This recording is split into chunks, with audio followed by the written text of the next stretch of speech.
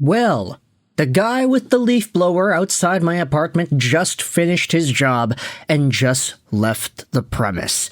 Big shout out to him for clearing out all the leaves on the driveway, entering the parking space of my strata over here. But now that he's gone, all of that blowing sound effects is out the door and no longer bothering my microphone nor our eardrums. So we could go out there and respond to this article. Heavy.com has been coming in here with some of the most ridiculous trade proposals on the market. And this one is no different. But honestly, it kind of boggles my mind that this is even being written about because the guy who wrote it, Caleb Kerney, has done some work in the past on the Hockey News and I'm pretty sure Dobber Prospects as well. So I don't know how Caleb ended up writing for Heavy.com, but hey, I guess it fits the bill here because this piece published a few days ago, which will be linked in the description, goes out there and talks about how the Canadiens are adding a new second-line center in this unique trade pitch. Now, of course, you can already see from the image right here on the screen. You saw it from the title and you saw it from the thumbnail. We're looking at a ridiculous Montreal Canadiens trade price for Anaheim Ducks center Mason McTavish. This picture is so clear you can even see the opponent in the guy's visor. That's cool. But let's go out there and read what Caleb Kerney writes in regards to the Habs and McTavish. The Montreal Canadiens need a second-line center. Nick Suzuki has secured the first-line center position and led the team with 89 points. Heavy.com has proposed a deal that would see the Canadiens secure a second-line center from Anaheim in young forward Mason McTavish. Here's the deal, folks. The Canadiens acquire Mason McTavish, and the Anaheim Ducks acquire Josh Anderson and Mike Matheson. That is it. A 1-for-2 type of deal where Anderson and Matheson head over to Anaheim? Would the Anaheim Ducks be anywhere near okay with this? Is that possible? Oh my goodness, man. That does not seem like an equal valued trade in the slightest, in my opinion. Mason McTavish is young. Mason McTavish is a top 6 center caliber guy. Mason McTavish has the potential to be all of this and more in the long-term future. He had 52 points in 76 games the most recent season, but he's only 22 years old. This guy has a lot of potential, and I think a lot of folks are pegging him as a very solid 60, 70-point guy with some very hard-to-play against intangibles and skill as a medium-sized long-term center option. Mike Matheson, I get it, he's got value because what he had provided on the power play in 23-24, but his production cut in half when he was removed from that top unit, and now a lot of folks are pegging Matheson as a third-pairing guy for Montreal heading into the next season. I mean, you think about it, Hudson, Gooley, Matheson, these are all left-handed D. You're probably going to have to move somebody around if you want to give them equal playing time. Mike Matheson is like the odd man out. This is not we're adding some significant value because we're sacrificing a guy that we really need type of asset here. Mike Matheson's like, okay, if you want him, you got him. Just give us Mason McTavish.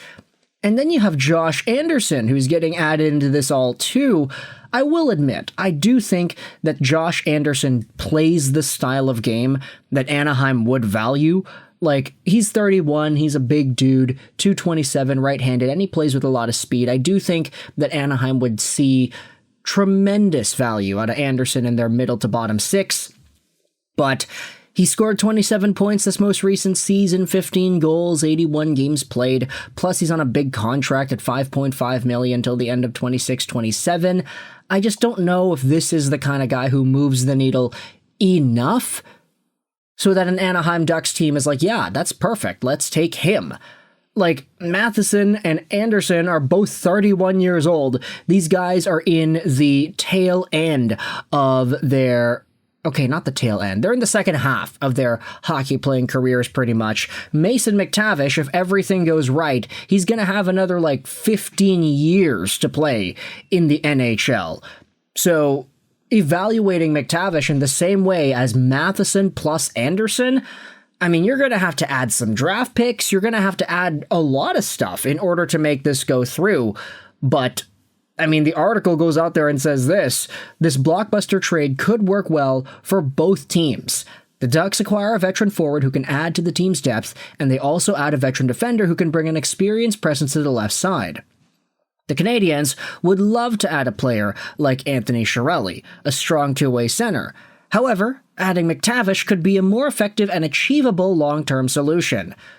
Why does the article format it like this? Why does it hyphenate in the middle of a paragraph when there's still extra... Okay, it's doing it by the syllable, I guess.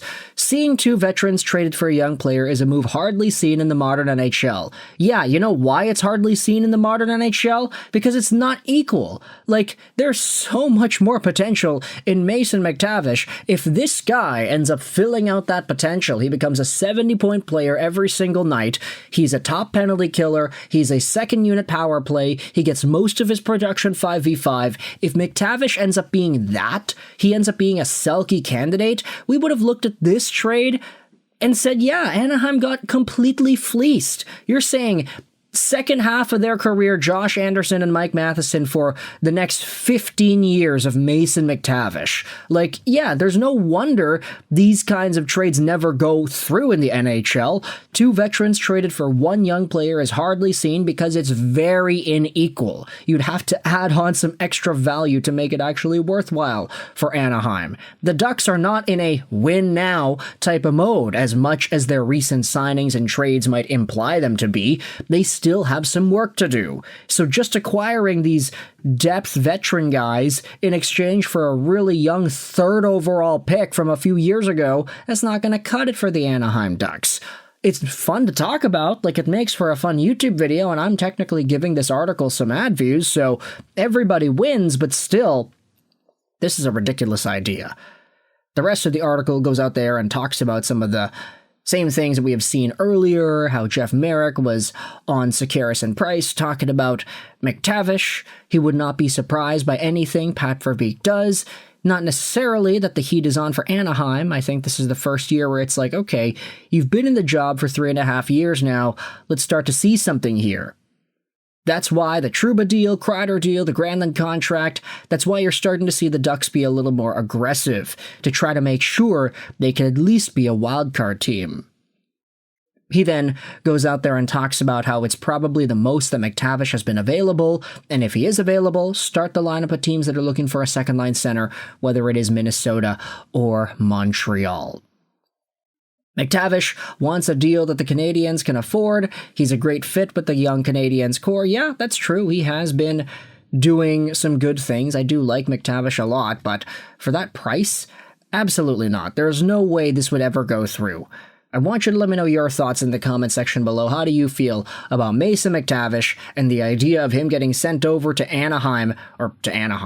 Montreal for Josh Anderson or Mike Matheson? Is that actually plausible? Let me know in the comments all your opinions. I hope you enjoyed this video. And bye.